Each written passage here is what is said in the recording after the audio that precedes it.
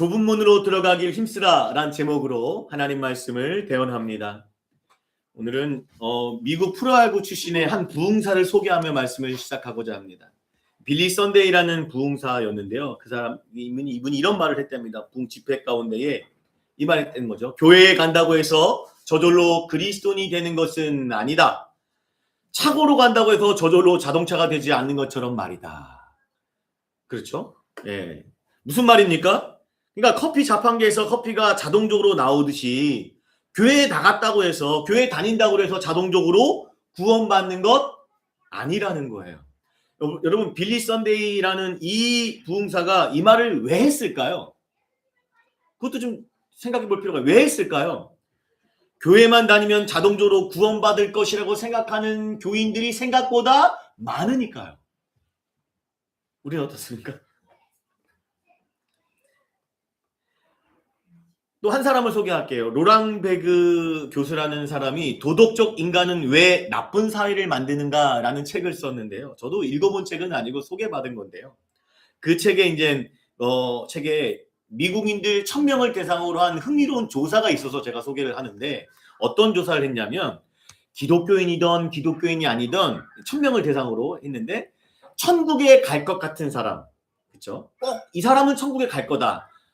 라는 사람을 좀 설문조사를 했대요. 그래서 설문조사를 했는데 3위가 누구냐면 금은독이니까 동메달. 3위는 뭐예요? 마이클 조단이 갔을 거다. 아직 살아있는 사람인데 이 사람은 꼭 천국에 갈 것이다. 이렇게 대답을 했대요. 2위는 누굴까요? 마더 테레사. 아시죠? 그렇죠? 평생을 정말 어려운 사람 아프리카에서 병자들을 돌봤던 좀 성모라 불릴 만한 그렇죠? 마더 테레사. 이 사람은 꼭 천국에 갈 것이다. 그러면 마더 테레사마저 제치고 그쵸? 1위 한 10명 중에 9명이 대답을 했대요. 이 사람은 꼭 갈 것이다 라고. 누굴까요? 누굴까요? 궁금해요. 자, 1위는 나 자신이 되는 거. 예. 그러니까 무슨 말입니까? 대부분의 사람들이 자신이 죽으면 뭐 할 것이다? 천국에 갈 것이라 생각하고 살아간다라는 거예요. 기독교인이든 기독교인이 아니든. 그렇죠? 그냥 웃고 넘길 수 있는 자료일 수 있지만 한편으로는 우리 그리스도인들에게 다시 한번 구원에 관해 깊이 생각해보는 조사 자료가 아닐까 생각을 해봤습니다. 여러분 교회를 다니는 사람에게 100이면 100 다 그럴 거예요. 아마 그럴 거예요. 100이면 100%예요. 이거 200%예요. 모두 자신이 구원받고 천국에 갈 것이라고 생각할 거예요. 제가 교인들에게 당신은 구원받지 못하고 지옥에 갈 것을 믿습니까? 그러면 예 그래요. 제가 지옥에 갈 것을 믿습니다. 하는 교인이 있을까요? 있어요? 여기 있어요? 계세요? 없잖아요. 100이면 100 다 아니요. 저는 구원받을 것입니다. 천국에 갈 것입니다. 아멘. 왜 이러세요 장 목사? 막 멱살을 잡을 수도 있을 것 같아요. 한 사람도 없을 거예요. 그렇게 대답할 사람은. 저도 우리 교인들이 우리 신실한교회 식구들 모두가 자신의 그 생각처럼 이 생각처럼 모두 구원받고 이 땅에서도 또 이 땅 이후에서도 천국 하나님 나라라고 했죠. 하나님 나라의 백성이 되기를 간절히 바랍니다. 이건 꼭 아멘은 시키지 않아도 잘하시죠. 아멘. 이건 꼭 아멘 해야 되고 안 되면 큰일 날 것 같고. 그런데요. 그러나 오늘 본문에 주님의 말씀은 우리의 생각을 뛰어넘는 말씀을 주고 계신다는 사실에 우리가 좀 주목해 볼 필요가 있어요. 그래서 오늘 말씀에 집중하셔야 돼요. 우리가 모두가 구원받을 거라 생각하잖아요. 그런데 우리 주님의 말씀은 우리의 생각을 뛰어넘는 말씀을 주고 있다는 사실에 우리가 주목하셔야 돼요. 오늘 말씀을 잘 들으셔야 돼요. 지난 시간에 우리는 예수님께서 하나님 나라에 관해서 겨자씨와 누룩의 비유를 통해서 하나님 나라는 이런 거야 라고 말씀하셨잖아요. 우리 교훈해 주셨죠? 궁금하신 분들은 다시 생각이 안 나시는 분들은 지난주 설교를 다시 참조하십시오. 자, 그리고 나서 오늘 본문으로 이어지는데 오늘 본문에서는 우리 주님께서 이제 하나님 나라, 지난주 하나님 나라가 누룩 비유를 통해서 겨자씨 비유를 통해서 하나님 나라에 관해 말씀했다면 오늘 본문에서는 주님께서 천국, 하나님 나라 잔치에 어떻게 참여할 수 있는가, 쉽게 말하면 어떻게 천국에 들어갈 수 있는지를 말씀해 주시고 있다는 거예요. 그래서 주목하셔야 돼요. 오늘 말씀 함께 나눌 때 우리 신실한교회 모든 식구들이 하나님 나라 천국 잔치에 함께 참여하는 복된 그리스도인들이 되시기를 주님의 이름으로 간절히 축원드립니다. 오늘 본문의 시작인 22절은 다음과 같은 말씀으로 시작하고 있습니다. 예수께서 각 성 각 마을로 다니사 가르치시며 예루살렘으로 여행하시더니 라는 말씀으로 시작합니다. 지금 우리가 예수님께서는 예루살렘으로 올라가는 길이의 여정의 그 말씀들을 알아보고 있다고 계속 말씀드리고 있었죠. 예수님께서 왜 예루살렘으로 올라가고 계십니까? 9장 51절을 보면 여기서부터 전환점이 시작된다고 그랬죠. 예수께서 승천하실 기약, 그러니까 십자가에서 죽으시고 부활하셔서 승천하실 기약이 다가오니까 시작이 뭐예요? 십자가시잖아요. 그래서 예루살렘에 올라가는 이유는 뭡니까? 우리를 죄와 사망으로 구원하시고자 에서부터 구원하고 십자가를 지러 예루살렘으로 올라가고 계신 것입니다. 그러한 길이의 여정 가운데 있을 때에 이어지는 23절에서 어떤 사람이 예수님께 질문을 하고 있다는 거예요. 그 길이의 여정을 다시 한번 상기시켜주면서 십자가를 지러 간 예수님을 상기시키면서 오늘 본문 말씀에 어떤 사람이 예수님께 질문을 하는데 어떤 질문을 합니까? 주여 구원받을 자가 적으니까 많습니까? 뭐 이런 거 아니겠습니까? 이런 질문을 하고 있다라는 거예요. 이 질문은요. 생뚱맞은 질문이 아니라 당시의 모든 이스라엘 사람들은 구원받을 것인가? 아니면 소수의 남은 자만이 구원받을 수 있는 것인가? 큰 관심이 당시 유대인들에게는 큰 관심거리였다고 합니다. 그리고 대부분의 유대인들은 어떻게 생각하고 있었냐면은 오늘 아까 서두에 소개했던 것처럼 그죠? 대부분의 교인들이 그랬던 것처럼 안 믿는 사람들이 그랬던 것처럼 유대인들도 뻔뻔한 죄인들이 아닌 이상 그렇죠? 그런 유대인들을 제외하고는 대부분이 뭐 받을 수 있다? 구원받을 것이라고 생각했다고 합니다. 대부분의 당시 유대인들이 그랬다고 합니다. 그럼 우리 한국교회 교인들은 구원받을 사람이 많을까요? 적을까요? 전 이거 궁금해요. 목사님, 장로님, 권사님, 집사님들 중에 구원받을 사람이 많을까요? 적을까요? 궁금하지 않으세요? 우리도 궁금해하는 이 질문을 본문의 23절에 어떤 사람이 지금 예수님께 질문을 드리고 있는 것입니다. 자, 그러면 이 질문에 주님의 대답은 무엇이겠습니까? 24절 보니까 예수님이 이렇게 말씀합니다. 좁은 문으로 들어가기를 힘쓰라. 여러분, 질문은 뭐였습니까? 구원받은 자가 많습니까? 적습니까? 였는데 예수님의 답은 뭐예요? 좁은 문으로 들어가기를 힘쓰라 라고 말씀하고 있다는 거예요. 이런 걸 뭐라고 하죠? 우문, 어리석은 질문의 현답, 지혜로운 답이라고 말합니다. 왜냐하면 여러분 주님께서는 이 사람의 궁금증을 풀어주기보다는 이 사람에게 반드시 필요한 것, 이 사람에게 가장 중요한 말씀을 주고 있기 때문이에요. 그게 뭡니까? 여러분 구원받는 사람이 많은가 적은가를 아는 것보다 훨씬 더 중요한 게 뭐예요? 네가 어떻게 구원받을 수 있는가 아닙니까? 그렇잖아요. 그걸 주님께서 말씀하고 주는 거예요. 그 사람에게 가장 필요한 거, 저와 여러분에게 가장 필요한 거, 호기심 천국도 아니고 그런 거에 쓸데없는 거에 관심 갖지 말라 이거예요. 진짜 중요한 건 뭐다? 네가 어떻게 구원받을 수 있는가를 말씀해 주고 있다고 계시는 거예요. 지금. 주님은 구원받을 수 있는 정답으로 뭘 말씀하셨어요? 좁은 문으로 들어가기를 힘쓰라 라고 말씀하고 계십니다. 여러분 이 땅의 삶을 보면요. 여러 문들이 있잖아요. 대학의 문도 있고 취업의 문도 있고 성공의 문, 결혼의 문 있지 않습니까? 그걸 열고 들어가기를 힘써야 돼요. 그렇잖아요. 이 땅의 삶에서 그거 힘써야 되는 거 힘쓰지 말라는 건 아니에요. 힘써야 됩니다. 공부 열심히 해야 되고요. 열심히 성실하게 직장생활 해야 되고요. 성공하셔야 돼요. 그런데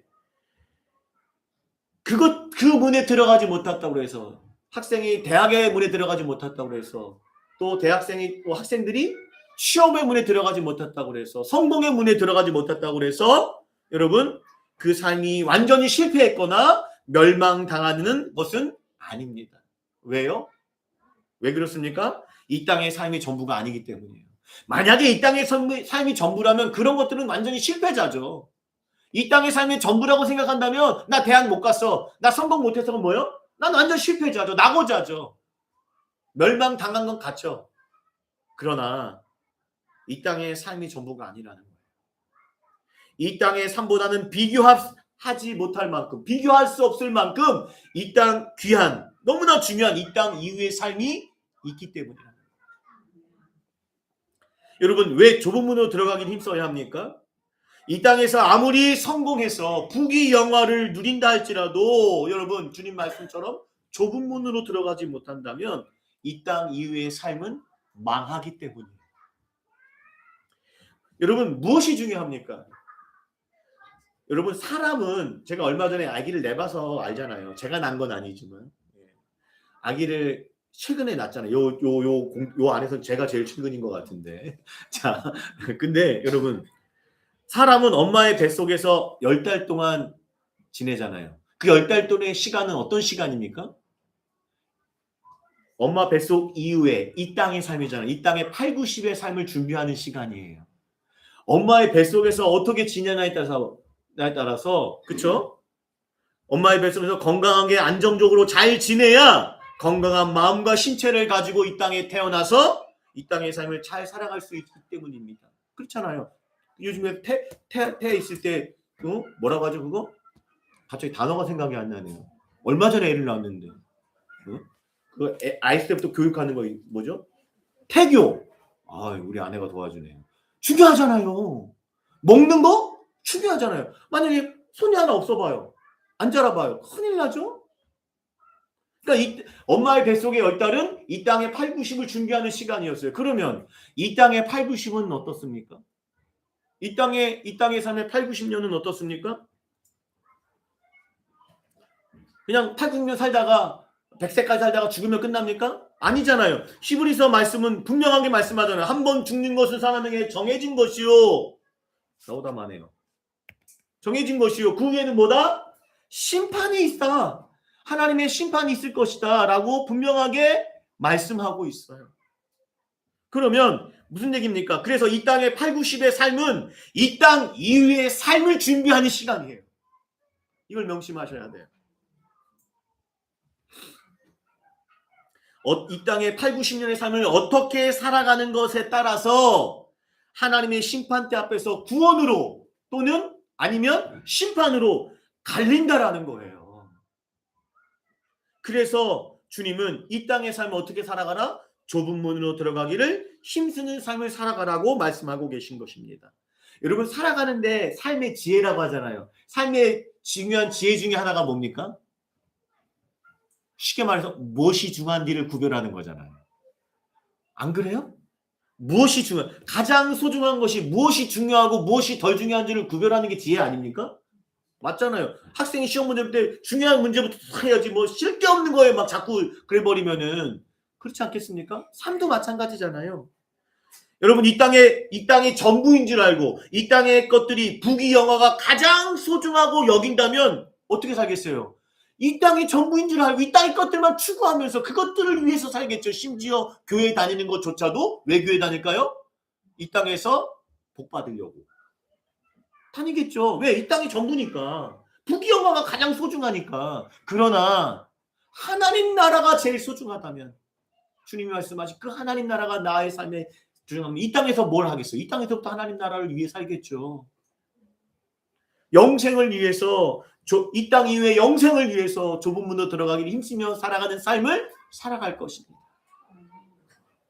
예수님께서는 24절에서 어떻게 하셨습니까? 좁은 문으로 들어가기를 힘쓰라 라고 말씀하시고 이어서 들어가기를 구하여도 못하는 자가 많으리라 라고 말씀하십니다. 그 이유를 뭐라고 말합니까? 25절에 집주인이 일어나 문이 닫히기 때문이다. 그 문이, 좁은 문이 닫힐 수 있기 때문이라고 말씀합니다. 여기 본문의 24절에 좁은 문으로 들어가기를 힘쓰라 라는 단어가 이게 뭐냐면 현재형이에요.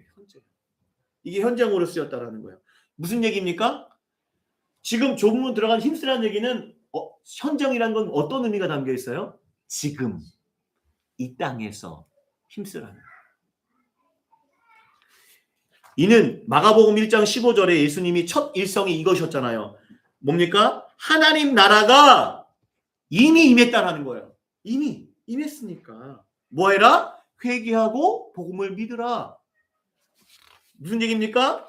지금이 그때라는 거예요. 지금이 회개하고 복음을 믿고 이 땅에서 좁은 문으로 들어가는 좁은 문으로 들어가기를 힘쓰는 그때, 그것을 말씀하고 있다는 것입니다.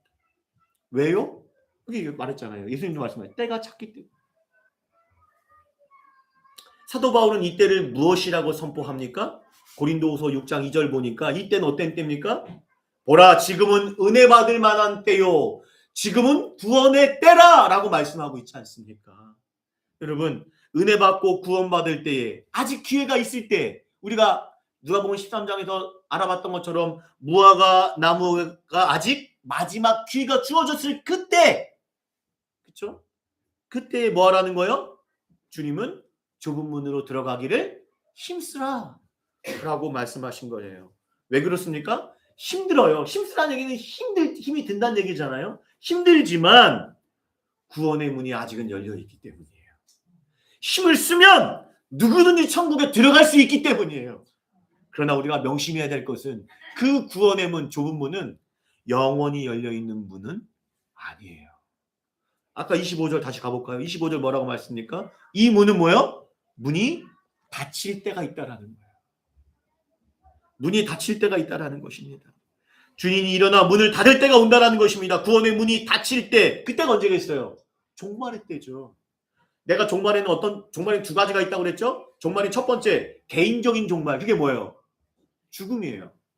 그것도 종말이잖아요. 두 번째, 종말의 의미는 뭡니까? 우주적인 종말. 그건 뭐죠?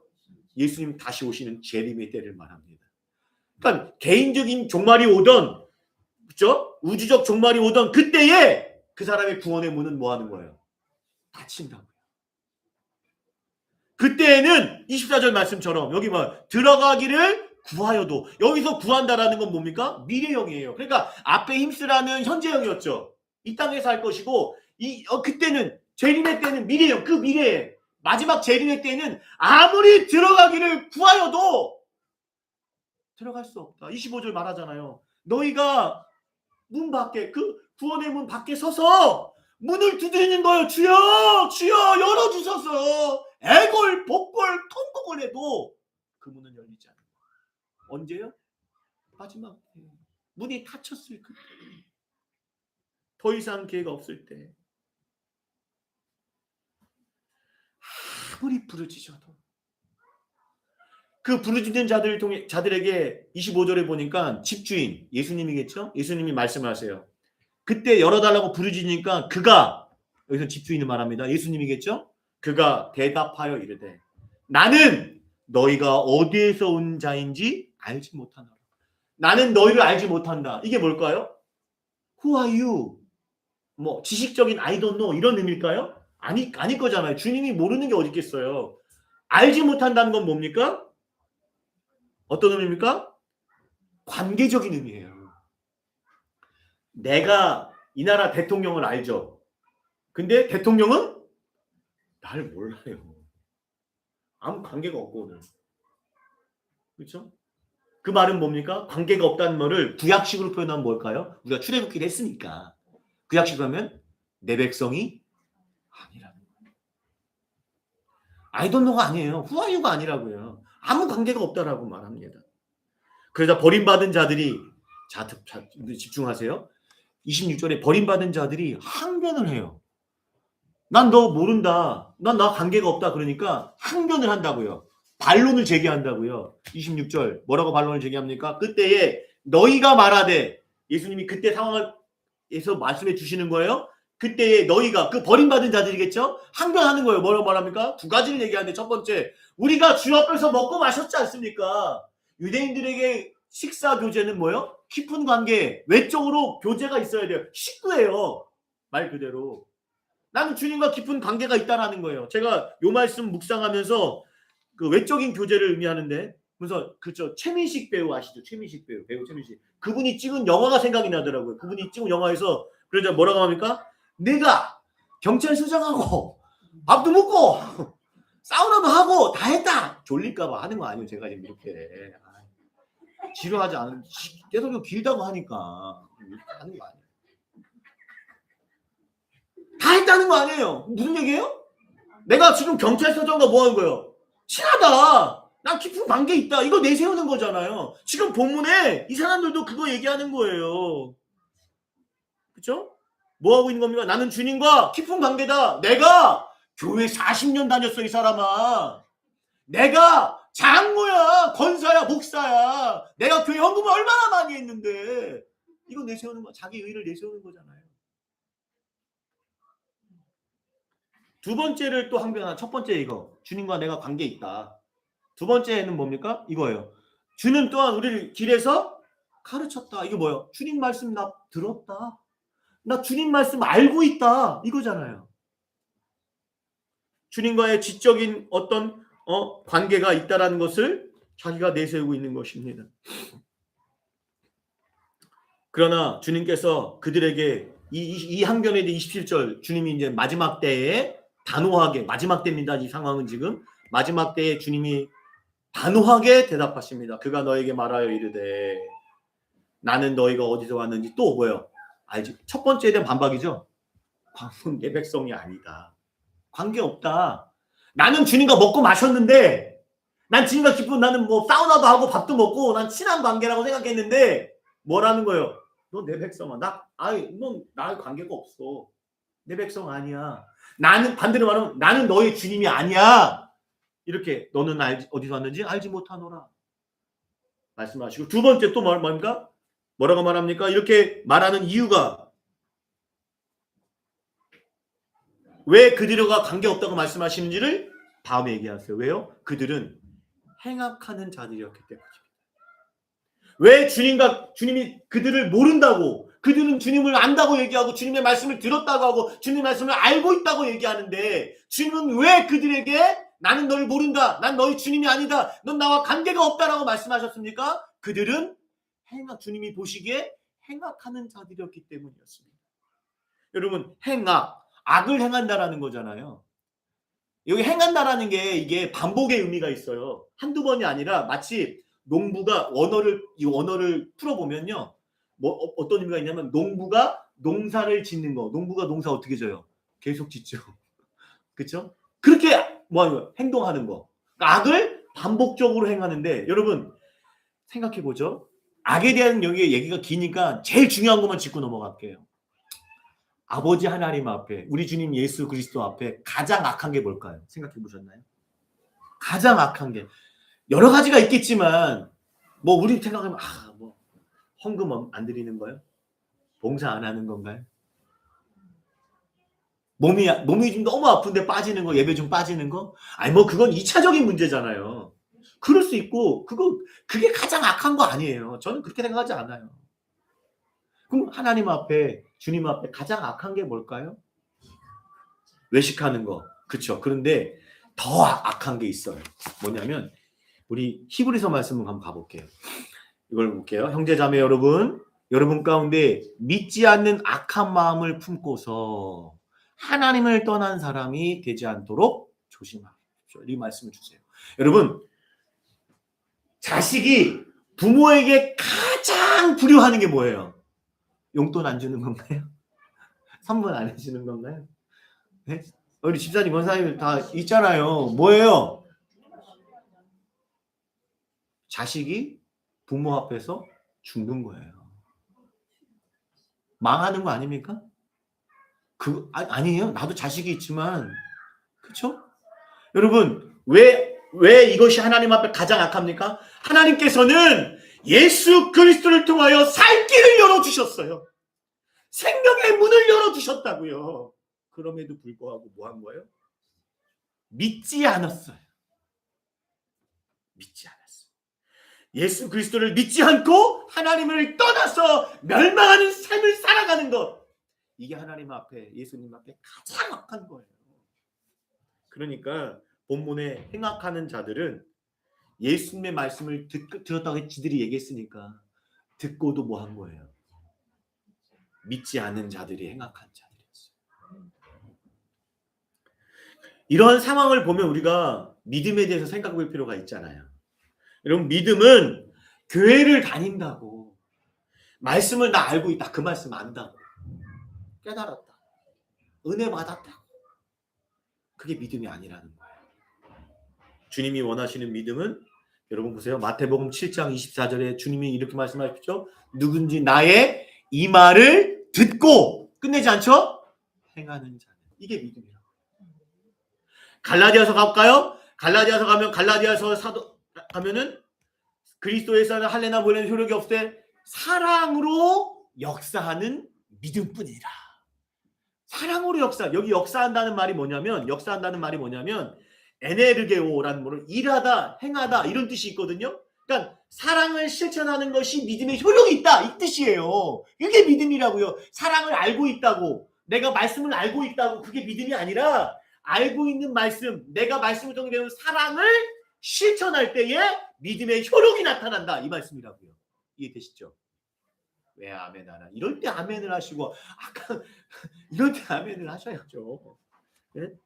그러니까 여러분 종교개혁자 깔뱅 아시잖아요. 칼빈이라고 하는 거는 미국식 이름이고 원래 프랑스 사람이니까 깔뱅이에요. 이 본래 이름 불러줘야죠. 깔뱅이 이런 말을 했어요. 칭의, 의롭게 여긴 받는 거 구원이죠. 칭의와 의롭게 구원받은 자의 이후의 삶, 성화. 칭의와 성화는 반드시 함께 간다. 이런 말을 해요. 무슨 말입니까? 칭의는 하나님의 은혜를 입어서 믿음으로 의롭게 되죠. 그렇죠? 그렇게 내가 구원을 받아요. 그럼 끝이 아니라는 거예요. 성화가 곧바로 이어진다고. 무슨 말입니까? 내가 하나님의 은혜로 믿음으로 하나님 은혜를 받아 믿음으로 의롭다 여김을 받았으면 반드시 그 다음부터 뭐요? 믿음으로 사는 삶, 사랑을 실천하는 성화의 삶이 반드시 이어져야 된다는 거예요. 그래 그 칭의가 칭이 된다는 거예요. 맞잖아요. 그렇지 않아요? 아까 빌리 선데이가 말했잖아요. 뭐라고요? 서두에 교회 간다고 해서 저절로 그리스도인 되는 것은 아니다. 제가 예전에는 복음을 전할 때요, 뭐 교회를 나갔다 안 나간 분이거나 아니면 교회 한 번도 안 나간 분들이거나 아니면 교회를 나가도 이런 분들도 해당이 돼요. 나가도 그냥 왔다 갔다 하시는 분들에게 복음을 전할 때 제가 보통은 이제 교회를 나갔다 안 나가는 분들한테 오신 분들한테는 가까운 교회를 나가라고 하세요. 그전에는 그렇게 얘기했어요. 근데 지금은 그렇게 말 안 해요. 지금은 가까운 교회 나가라고 안 해요. 왜냐면 대신 이렇게 말해요. 대신 교회에서 예배와 말씀에 은혜가 있는 교회를 가세요. 삶의 변화를 고민하는 교회를 가셔야 한다고 권면해요. 왜요? 죽고 사는 문제잖아요. 여러분, 의사들이 환자가 죽을 병에 걸렸어요. 그냥 감기는 뭐예요? 치과 왔는데 감기 환자가 왔어. 그럼 뭐예요? 옆 병원 가세요. 그래요. 가까운 병원. 이럴 수 있어요. 그런데 죽을 병이 걸렸어요. 그 사람 뭐라고 해요? 죽은 사람한테 가까운 병원으로 딴 데 가세요 하지 않아요. 어디로 가라고 그래요? 최대한 살릴 수 있는 병원. 서울대학병원, 성평병원, 대학병원 가시라고 권면하잖아요. 똑같은 논리로 저희 교회도 마찬가지예요. 이렇게 말한 저도 똑같이 적용돼야 돼요. 저희 교회에 말씀에 은혜가 없고 내 삶에 변화가 일어나는 것이 없다. 그러면 교회 떠나셔야 돼요. 이거 나가셔야 돼요. 뛰쳐나가셔야 돼요. 살아야 돼요. 말씀 들었다고, 내가 교회 다닌다고, 교회만 다닌다고 구원받는 거 아니잖아요. 지금 말씀 얘기하잖아요. 말씀 알고 있다고. 교회 경력이 많다고, 나 30년 40년 교회 다녔다고, 내가 목사라고 장로라고 권사라고 구원받는 거 아니잖아요. 그래서 저 이제 가까운 교회 나가라고 말 안 해요. 교회의 예배에 은혜가 있는 교회를 찾아가시라. 내가 삶이 변화받을 그런 마음이 일어나는 교회, 그게 은혜잖아요. 그게 회개, 그 교회를 찾아가시라. 여러분, 각자의 믿음으로 구원받는 거예요. 그 믿음은 뭡니까? 예수님을 나의 그리스도, 나의 주님으로 영접했다면, 그렇지 아니에요? 영접했다면 이제부터 예수님이 나의 주님이시니까 어떻게 사는 거예요? 주님의 말씀 앞에 순종하는 실천으로 반응하는 믿음으로, 그 믿음으로 구원받아서 하나님 나라는 백성답게 살아갈 수 있다는 사실을 결코 잊지 마시기를 주님의 이름으로 간절히 축원드립니다. 여러분, 만약 믿음의 정의를 자신의 생각대로 정의하는 게 문제잖아요. 성경대로 믿음의 정의를 해야 되는데 믿음의 정의를 뭐예요? 내 생각대로 하는 거예요. 그걸 뭐라고 불러요? 일명 내가복음. 내가복음이에요. 내가복음. 말씀 덮어놓고 나는 교회 다녔으니까 나 그 말씀 들어서 알고 있다고요. 어쩌라고요? 그 내가 복음이라니까. 그 믿음의 정의를 자기가 하고 있잖아요. 그러면 어떤 일이 벌어질지를요. 28절 29절에서 분명하게 말씀하세요. 28절 29절. 아브라함과 이삭과 야곱의 모든 선지자들 믿음의 사람들이잖아요. 이 사람들의 삶을 한번 추적해 보면 성경 추적해 보면 뭐예요? 내가 사는 삶이 아니라 하나님의 말씀대로 사는 삶을 사는 사람들이었어요. 그 사람들 어디에 있다고요? 하나님 나라에 있는데 이건 천국이죠. 있는데 너희는 누구죠? 아까 말했던 울부짖는 자들. 너희는 밖에 쫓겨난 것을 너희가 봐요. 우리가 지금 밖에 쫓겨난 것을 본인이 아는 거예요. 그리고 안에 하나님 나라 보고 있는 거예요. 그러면서 뭐요? 통곡하며 이를 갈 것이다. 두 개의 감정이 나타나죠. 처음에는 통곡, 슬피 운다고요. 두 번째는 뭐요? 이를 가는, 분노한다는 거예요. 어디에서? 바깥에, 지옥이죠. 그러면서 뭐라고 말합니까? 사람들이 동쪽과 동서남북으로 왔어요. 실질적으로 아까 구원받는 자가 많습니까? 라는 질문했잖아요. 실질적인 답변이 29절이에요. 그렇죠? 예수님은 가장 중요한 거 얘기하시고 그 부분의 내용을 간접적으로 이 29절 통해 말씀하세요. 29절 동서남북이 어디겠어요? 유대인 입장에서는 어디겠어요? 이방인들이죠. 동서남북 각처에서 이방인들이 와서 구원받는 거죠. 어떻게 해요? 아까 말했던 것처럼 아브라함과 이삭과 야곱 같은 믿음의 삶을 살아감으로 와서 하나님 나라의 잔치에 참여할 것을 보고 있다라는 거예요. 여러분, 그러면서 마지막 30절에서 예수님께서는 나중된 자로서 이렇게 말씀하시죠? 30절에 보라, 나중된 자로서 먼저 될 자도 있고 먼저 된 자로서 나중될 자도 있느니라. 이거 굉장히 많이 들었던 말씀이죠. 이거 어떤 의미예요? 이거 생각해 보셨나요? 여러분, 일단 문법적으로 본문의 헬라어 문법, 한글 문법 말고요. 헬라어 문법으로 오면요. 먼저 된 자, 나중된 자에 정관사가 없어요. 그 말은 뭐냐면 이런 거죠.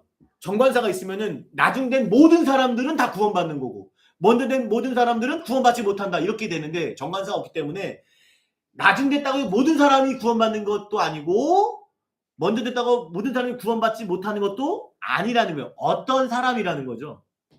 그래서 여러분 본문에 보면은 일단 그러면은 보세요. 그러니까 본문을 문자적으로 잘못 이해하면 아 그래 나중된 사람이 구원받는구나 생각은 뭐예요? 아 난 나중에 예수님 믿어야 되겠구나. 미치고 환장을 노리시죠. 네? 그렇게 해석하시면 안 됩니다. 그런 의미가 아니에요. 잘 들으세요. 이 본문의 말씀은 어떤 의미가 있냐면 누가복음에서 먼저 된 이거 누가복음 누가 쓴 거잖아요. 누가복음에서 먼저 된 자들은 누구냐면 바리새인들, 서기관들, 유대 종교 지도자들이었어요. 그렇죠? 그들은 하나님의 말씀을 잘 알아요. 오늘 본문에 말하는 사람들처럼 하나님을 잘 섬긴다고 나 하나님과 가까운 사이에 있다고 자부하는 자들, 먼저 된 자들이었죠. 그럼 나중된 자들은 누굴까요? 세리, 마태 같은 세리와 창기와 이방인들이었어요. 소외된 사람들이죠. 종교적으로 유대교 안에서는. 그리고 구원과는 멀어 보이는 자들이 나중된 자들, 세리와 창기와 이방인들이었어요. 이러한 상황을 잘 보여주는 대목이 18장, 오늘 본문과 깊이 연결되는 대목이 누가복음 18장에서 나오는데요. 이 상황이에요. 제가 설명해 드릴게요. 두 사람이 하나님께 기도를 하는데 첫 번째 바리새인이 기도를 해요. 따로 기도해요. 나 혼자 튀게. 그렇죠? 뭐라고 기도합니까? 나는 하나님이요. 나는 다른 사람들처럼 곧 토색하거나 불의하거나 간음하는 자들과 같지 아니하고 누구와 같이 이 세리와 같지 아니함을 감사하라이다. 그러면서 뭐라고 해요? 나는 이래면 7일 일주일 동안에 2번씩 금식합니다. 나는 소득의 11조를 드리는 이다면서 자신의 의의를 하나님 앞에 기도하며 확 드러내죠. 반면에 또 한 사람 나오죠. 세리는 멀리 있어서 그렇죠? 감히 하늘을 우러러 눈을 들지를 못해요. 쳐다도 못하면서 뭐라고 기도해? 하나님이여 불쌍 나는 죄인 기도해. 그러자 14절에 내가 너에게 이르노니 예수님 말 딱 그걸 판단하시는 거죠. 저 바리새인 이에 저 바리새인이 아니고 이 사람 누구죠? 세리가 의롭다 하심을 받았다. 그래서 오늘 본문과 연결되는 내용을 말씀하시죠. 무릇 자기를 높이는 자는 낮아지고 먼저 된 자는 나중되고. 이해되시죠? 자기를 낮추는 자는 높아지고 나중된 자는 먼저 될 것이다. 뭔지 알겠죠? 먼저 된 자, 나중된 자가 뭔지인지 감이 오시죠? 하나님 앞에 겸손하여 순종하느냐. 그게 믿음이라고요. 여러분 오늘날로 말하면 오늘날 교회로 말하면 먼저 된 자는 누굴 거예요? 교회를 오래 다닌 중직자들이에요.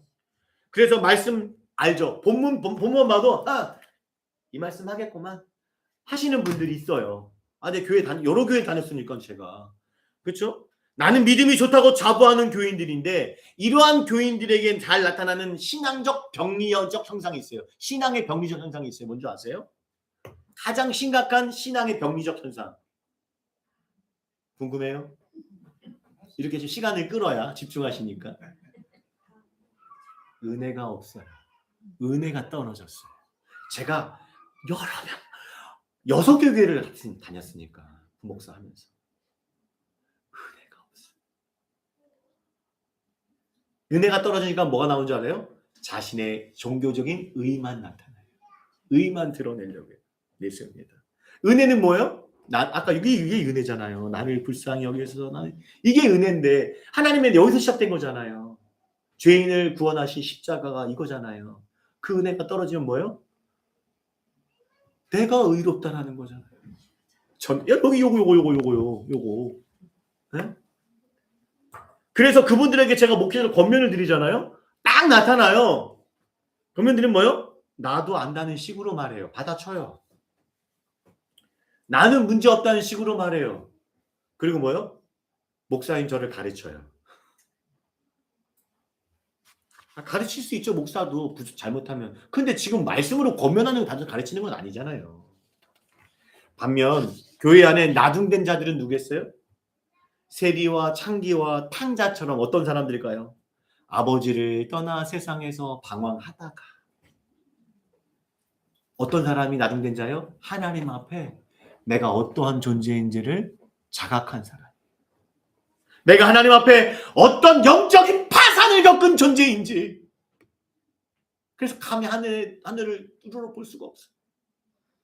쳐다보지 못하고 가슴을 치면서 내가 죄인 중에 괴수라고. 여러분 그 기도하세요. 그냥 시켜서 하는 기도 말고 정말 내가 하나님 앞에 죄인 중에 괴수라고 바울과 같이 그렇게 기도하고 계세요. 그래서 뭐예요? 내가 죄인 중에 괴수라고 여기면 뭐 하겠어요? 뭐 하겠어요? 은혜를 구하겠죠. 은혜를 구하겠죠. 오늘도 주님의 은혜 없으면 살아갈 수 없는 죄인이라고. 그 은혜가 임한 사람은 어떻게 하겠어요? 하나님의 말씀 앞에 믿음으로 살아가겠죠. 순종해서 받아들여서 순종하겠죠. 안다고 깝적대지 않겠죠. 제가 수요 예배 때도 내리기 시작하면서 말씀드렸죠. 믿음의 본질은 뭐다? 은혜예요. 믿음의 근거는 하나님의 은혜로부터 시작되는 거지. 그 은혜를 잃어버리면 교회를 오래 다녔다고 종교화돼서 기계화돼서 예배도 기계적으로 드리고 신앙도 기계적으로 드리고 말씀도 기계적으로 그냥 안다 모른다. 하나님의 은혜를 잃어버리면 믿음은 무너지는 거예요. 명심하시길 바랍니다. 주님께 사랑하신 신실한교회 공동체 여러분, 오늘 말씀에서 우리 주님은 구원받기 위해서는 뭐라고 하셨죠? 24절에 좁은 문으로 들어가기를 힘쓰라라고 분명하게 선포하셨습니다. 그럼 이거 갖고 이제 말씀을 이제 정리할 건데요. 왜 좁은 문일까요? 왜 좁은 문일까요? 생각해 보세요. 이왕이면 지금 넓은 문으로 만들면 많은 사람이 구원받을 수 있을 것 같은데 왜 우리 하나님 우리 주님은 좁은 문으로 하셨을까요? 구원받을 수 있는 문이 좁은 문이라고 말씀하셨을까요? 하나님께서 많은 사람이 구원받지 못하게 하시려고 좁은 문을 만드셨다는 의미일까요? 아니요, 전혀 그렇지 않아요. 여러분 디모데후서 2장 4절 보면 하나님은 이게 하나님 마음이잖아요. 모든 사람이 구원받게 어떻게 해요? 진리, 예수 그리스도라는 진리, 생명의 진리를 알고 믿어서 모든 사람이 구원받기를 우리 아버지 하나님은 원하시네요. 원하시는 분이세요. 그런데 왜 좁은 문일까요? 잘 들으세요. 마태복음 이걸 하면 마태복음 7장으로 좀 가야 돼요. 여기서도 예수님의 산상수훈의 결론부거든요. 제가 한번 산상수훈 설교를 한번 할 건데 팔복을 비롯해서 이 결론부 쪽에 들어가는 말씀인데 여기에도 뭐가 나와요? 두 개의 문이 나와요. 좁은 문과 넓은 문. 그렇죠? 좁은 문은 들어가라 말씀하시고 멸망으로 인도하는 넓은 문, 넓은 문이 아니라 큰 문이죠. 넓은 문이라고 표현하는데 그 문은 커요. 근데 그 길이도 넓대요. 그 문으로 가는 길도 넓대요. 그래서 뭐예요? 인기가 많아요. 그 길을 찾는 사람이 많다고요. 그 문을 들어간 사람이 많대요. 왜 그게 넓은 문일까요? 왜 그게 넓은 문이 사람들이 찾는 사람이 많을까요? 딱 한 가지. 성경적으로 보면 사사기 보면 돼요. 내 소견대로 살아갈 수 있기 때문에. 내 생각대로, 내 욕망대로 살 수 있는 문이기 때문에, 그 길이기 때문에 그 길을 찾는 사람이 많아요. 그러나 반면에 생명으로 인도하는 좁은 문은 뭐예요? 길이 협착해요. 협착하다. 아주 작아요. 그래서 뭐예요? 괴로워요. 왜요? 내가 주인 되지 못하니까. 내 뜻대로 살지 못하니까 내 욕심대로 살지 못하고 오히려 뭐 어떻게 살아야 돼요? 남을 섬기고 헌신하고 희생해야 되니까 그게 좁아요. 힘들어요. 그래서 뭐요? 인기가 없어요. 사는 사람들이 적어요.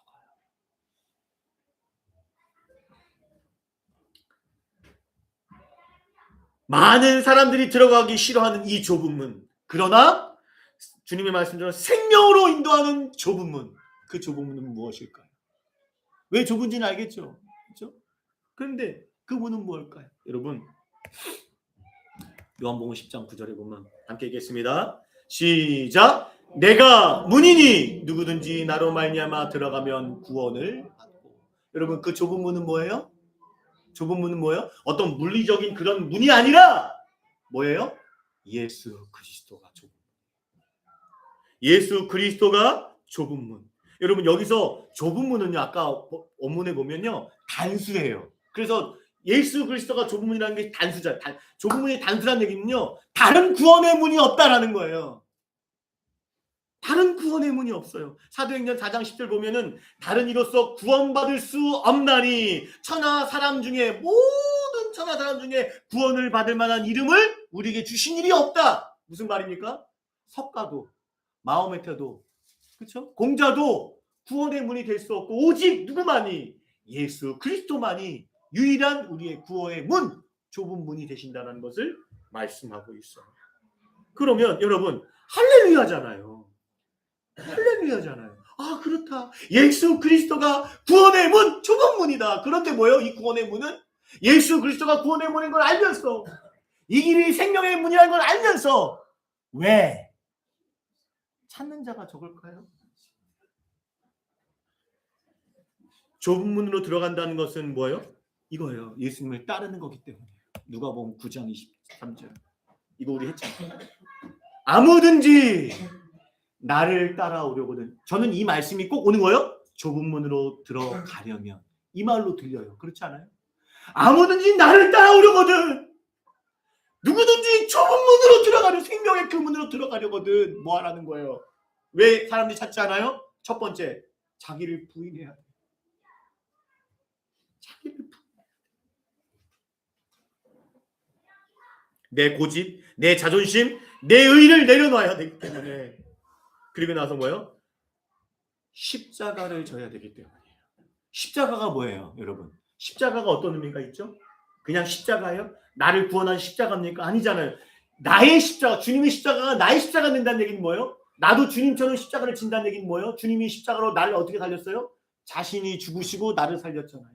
그래서 나도 나의 십자가도 뭡니까? 나를 희생해서 너와 우리를 살리는 거예요. 헌신하고 희생해야 되니까. 근데 무엇보다 더 힘든 게 뭔지 아세요? 왜 이게 좁은 문인 줄 아세요? 진짜 결정적으로 힘든 거. 전 이 단어예요. 날마다예요. 한 번, 두 번 은혜 받아서 오늘같이 지금 은혜 좀 받는 날은 그래 내가 오늘 섬긴다. 희생한다. 할 수 있어요. 한 번, 두 번. 근데 뭐예요? 날마다. 날마다. 사도 바울은 뭐라고 해요? 날마다 나는 죽노라. 이 날마다가 언제예요? 주님 앞에 서는 그날까지. 주님 앞에 서는 그날까지. 끝까지 나를 부인하고 주님의 십자가를 치고 따라야 하기 때문에 그래서 사람들이 찾지 않는 좁은 문이라. 여러분 그래서 잘 들으세요. 구원의 문이 좁은 문인 것은 하나님께서 구원받을 사람을 적게 하시려고 만드신 것이 아니라 뭐 때문입니까? 나를 부인하지 않고 내 뜻대로 내 욕망대로 주님이 사는 삶이 아니라 내가 사는 삶을 살아가려는 나의 죄성 때문에 우리의 죄성 때문에 인간의 죄성 때문에 구원의 문이 좁은 문이 되는 거예요. 이해되세요? 왜 좁은 문인지 아시겠어요? 내 죄성 때문에. 거길 들어가려면 뭐 해야 되는데? 나를 부인해야 되는데. 십자가를 지는 삶을 살아야 되는데 뭐요? 싫은 거예요. 그러니까 좁은 문이라. 원래는 모두가 들어갈 수 있는 엄청난 문인데 그걸 누가 만드는 거예요? 인간의 죄성이 그걸 좁은 문으로 만들어 버린 거죠. 이해되세요? 이게 이해가 되셔야 될 텐데. 아멘. 또 한 가지. 여러분 왜 좁은 문인지를 나눴다면 주님이 또 무슨 말씀하셨죠? 구원을 받기 위해 좁은 문으로 들어가기를 힘쓰라. 이 단어를 좀 우리가 한번 생각해 봐야 돼요. 힘쓰라는 단어를 좀 생각해 봐야 돼요. 힘쓰라는 단어. 여러분 이 힘쓰라는 아고니조마이라는 단어를 쓰는데 보통 우리 힘쓰라는 단어가 우리 국어에는 노력해라 열심히 해라 이런 의미로 다가오는데 그렇지 않아요. 이런 단순한 의미가 아니에요. 이 아고니조마이라는 단어는 고대 올림픽 경기의 선수가 승리를 위해 죽은 힘에 대하여 싸우는 것 또는 전쟁에 나간 군사가 승리를 위해서 뭐 하는 거예요? 피 흘려 싸우는 것. 싸우다의 의미 있어요. 그냥 싸우는 게 아니라 생명 걸고 피 흘려 싸우는 거예요. 그게 오늘 본문의 힘쓰다라는 거예요. 그러니까 이 단어가 어디서 또 쓰여있는 누가복음 22장 42절에 보면 예수님께서 십자가를 목전에 두고 그렇죠? 잡히시기 전 십자가를 지시기 전날 밤에 잡히시기 직전에 겟세마네 동산에서 기도하셨잖아요. 기도하실 때 여기 그 표현이거든요. 예수님께서 어떻게 기도하셨어요? 힘써 기도하셨다고 그랬어요. 이 힘써이라는 단어가 좁은 문으로 들어갈 힘쓰라 이 단어와 어원이 같아요. 아고원이란 싸우다는 어원이 같은 거예요. 그러니까 여기서도 뭐 예수님께서 싸우셨다는 거예요. 그러니까 예수님께서는 죽음이 두려워서 막 기도한 게 아니라 뭘 싸우신 거예요? 우리를 죄와 사망으로부터 구원하시고자 십자가에서 피 흘려 싸우신 거예요. 그러니까 여러분 보세요. 우리가 구원을 받기 위해서는 두 가지 싸움이 있어야 돼요. 첫 번째는 뭐예요? 예수님의 싸움이 있었어요. 예수님의 싸움이 뭡니까? 십자가로 죄와 사망의 권세와 싸우시고 부활하심으로 우리에게 구원의 문을 열어주시는 그 싸움. 예수님의 그리스도의 싸움이 첫 번째 있었어야 돼요. 그래서 예수님은 그 싸움에서 어떻게 하셨어요? 승리하셨잖아요. 부활하시고. 십자가에서 죽으셨지만 피 흘려 싸우시면서 죽으셨지만 부활하심으로 승리하셔서 우리에게 뭐를? 구원의 문. 좁은 문이 되셔서 열어주셨어요. 여기 끝난 게 아니라고요. 또 하나의 두 번째 싸움이 있어요. 무슨 싸움이겠습니까? 이 싸움에 대해서 또 하나 오늘 본문에 좁은 문으로 들어가기를 힘쓰는 싸움. 이 싸움을 사도 바울은 이렇게 표현합니다. 잘 보세요. 지금 잘 들으셔야 돼요. 4장 7절 같이 읽겠습니다. 시작. 나는 선한 싸움을 싸우고 나의 달려갈 길을 마치고 믿음을 지켰으니. 사도 바울은 오늘 본문의 좁은 문으로 들어가기 힘쓰라는 예수님의 그 싸우라, 힘쓰라, 싸우라 이 말씀이 똑같이 여기서 또 사용하고 있어요. 아고디조마이. 나는 선한 싸움. 사도 바울도 싸웠어요. 어떻게 해요? 무슨 싸움을 한 거예요? 믿음을 지키는 싸움을. 예수님께서 우리의 구원의 문을 열어주시는 생명의 구원의 문을 십자가의 싸움을 하셨다면 또 하나의 싸움은 뭡니까? 예수님을 따르는 우리가 끝까지 믿음을 지키는 싸움이 있어야 한다는 겁니다. 여러분, 결국 좁은 문으로 들어가기를 힘쓰라, 싸우라, 이 말씀은 어떤 의미입니까? 날마다 나를 부인하고 자기 십자가를 지고 예수님을 따르는 믿음의 선한 싸움을 싸워 승리하라는 거예요. 교인들이 교회 가면요, 이런 얘기 많이 해요. 예수님이 나를 십자가에 죽으셨다. 그래서 나 구원받았다. 할렐루야. 예수님의 십자가에 죽으면 참 말이 많이 해요. 말이 많다고요. 그 말을 많이 한다고요. 그러나 예수님과 함께 내가 죽어야 한다는 말은 잘 안 해요. 해도 뭐합니까? 실천하지 않아요. 그런 믿음으로 나아가지 않는다고. 예수님이 죽었다. 오케이. 할렐루야. 내가 살았다. 오케이. 그래서 주님과 연합하여 너도 죽어. 요 로마서 6장에 말하잖아요. 갈라디아 2장 20절 말하잖아요. 내가 그리스도와 함께 십자가에 못 박는 거는 말하지 않아요. 내가 죽어야 한다는 것은 말해도 믿음으로 실천하지 않아요.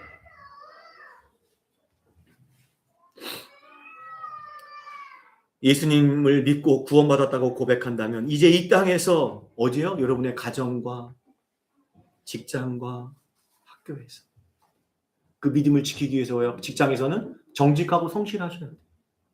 가정에서는 뭐요? 포악하시면 안 돼요. 가정에서 온유하셔야 돼요. 믿음을 지켜내기 위해서 싸움을 하셔야 돼요. 부부가 서로 아끼고 존중하셔야 돼요. 그게 믿음을 지키는 거예요.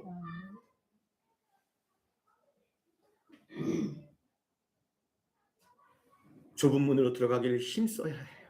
나를 부인하고 자기 십자가를 지는 삶을 살아가려면 결국 바울처럼 날마다 내가 죽어야 해요. 그래야 믿음의 삶을 살아갈 수 있다는 것입니다. 외국 신학자들이 한국 교회 교인들을 향해서 우려 섞인 말들을 많이 한다고 합니다. 그게 뭐냐면 일명 해병대 신앙. 이걸 우려한다고 그래. 해병대 신앙 먼저. 난 해병대 안 나와서 모르겠는데 해병대 신앙이 뭐? 해병대 이게 구호가 뭡니까? 한 번 해병은 영원한 해병. 이게 해병대 신앙이 뭐겠어요? 한 번 구원받으면 영원하다. 구원이 영원하다. 맞죠? 한 번 예수 믿고 구원받으면 영원한 거 맞아요. 근데 전제 조건을 얘기 안 해요. 뭡니까? 전제 조건이 뭐예요? 한 번 예수 믿고 구원받으면 영원해요. 근데 전제 조건이 있다고요. 뭐요? 끝까지 믿음을 지켜야 돼요. 끝까지. 예수 믿고 우리가 구원파는 아니잖아요. 막 살아도 돼요? 구원받았으니까? 뭘 해도 돼요? 끝까지 믿음을 지키죠. 언제까지? 개인적 종말이나 우주적 종말이 올 때까지 믿음을 지켜내야 돼요. 그래서 바울이 자신의 믿음의 영적 아들인 디모데에게 이런 권면을 하잖아요. 디모데에게 하는 권면이에요. 바울이 믿음의 선한 싸움을 싸우라. 자신에게도 얘기했지만 자신의 영적 아들에게도 믿음의 선한 싸움을 싸우라. 여기서 아고니 조마예요. 디모데가 누굽니까? 바울이 누굽니까? 디모데 에베소 교회 목회자고 초대교회 기둥 같은 일꾼이에요. 그런 사람에게도 뭐요? 믿음의 선한 싸움을 지켜라. 영생을 취하라. 영생을 취하라는 게 뭡니까? 이 취하라는 게 올림픽 경기에서 금메달 따가 트로피를 받잖아요. 그거를 뭐요? 받은 거를 지켜내라는 거예요. 우리는 영생을 그리스도를 믿음으로 받았어요. 그 영생을 어떻게 해야 돼요? 이제 이 땅에서 지켜내야죠. 어떻게?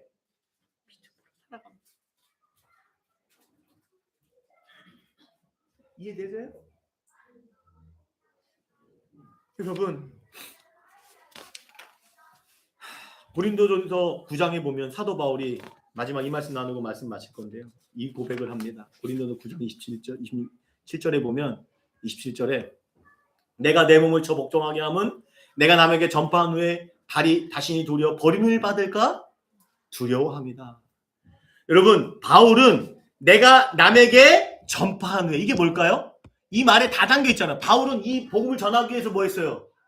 엄청난 선교 여행을 다니면서 많은 기적을 행했잖아요. 마치 오늘 마태복음 7장에 나오는 그들, 버림받은 자들, 누가복음 13장에 나오는 오늘 본문에 나오는 버림받은 자들도 똑같이 바울과 같이 이런 사역을 했다고 하잖아요. 주여, 내가 주의 이름으로 선지자로 했습니다. 주여, 주의 이름으로 귀신을 쫓아냈습니다. 주여, 주의 이름으로 많은 권능을 행했습니다. 주여, 내가 주님과 함께 교제하고 주의 말씀을 들었습니다.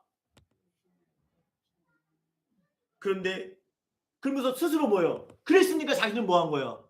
이 사람들은, 여기 나온 사람들은 그랬으면 나는 구원받았어. 구원의 확신을 갖고 살았어요. 그러나 여러분, 이런 확신을 갖던 거짓 그리스도인과 오늘 본문의 사도 바울은 다른 것을 보여주고 있다는 거예요. 바울은 어떻게 나가고 있습니까? 바울은 내가 남을 전파한 후에, 이 바울도 이 사람들 못지않게 많은 더 큰 사역을 했어요. 그럼에도 불구하고 이 사람은 뭐합니까? 자신이 도리어 버림을 받을까 두려워합니다. 이거는요, 여러분, 이거 잘 이해하셔야 돼요. 이 말이 영적인 불안 증세를 보이는 게 아니에요. 아, 내가 두려워, 이런 영적인 불안 증세가 아니라 이 말을 통해서 사도 바울의 영적인 상태를 정확하게 짚어볼 수가 있죠. 하나님 앞에 내가 어떠한 존재인지를 끝까지 잊지 않는 거예요. 사도 바울은 어떤 존재죠? 나는 죄인 중에 그래서 사도 바울의 고백이죠. 사도 바울은 끝까지 오직 나는 죄인 중에 계시이기 때문에 나에게 뭐가 필요한 거예요? 오직 예수님의 십자가에 은혜밖에 없습니다. 버림을 받을까 두려워하는 이유가 영적인 불안 증세가 아니라 여전히 뭐예요? 난 하나님 앞에 은혜 없으면 구원받을 수 없습니다.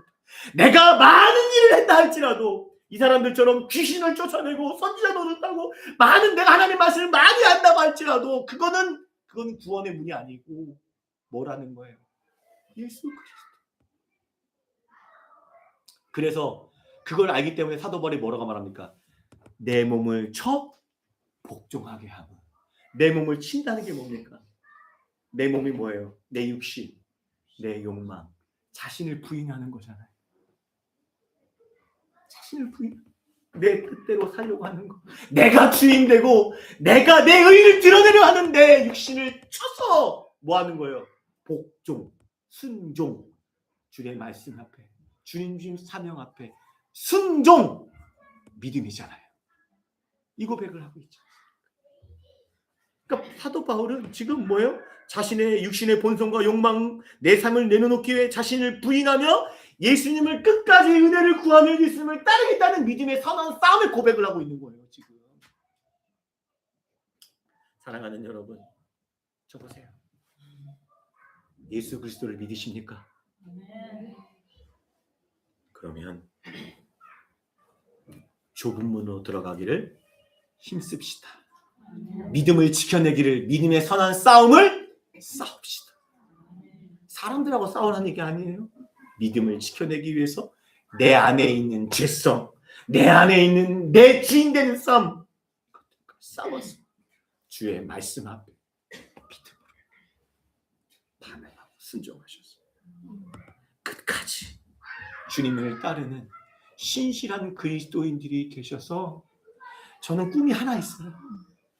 여기 계신 분들 모두가 하나님 말씀 바르게 배워서 함께 순종하셔서 믿음을 지켜내서 천국에서 함께 주님과 함께 천국에 들어가는 것, 그 외에는 없습니다.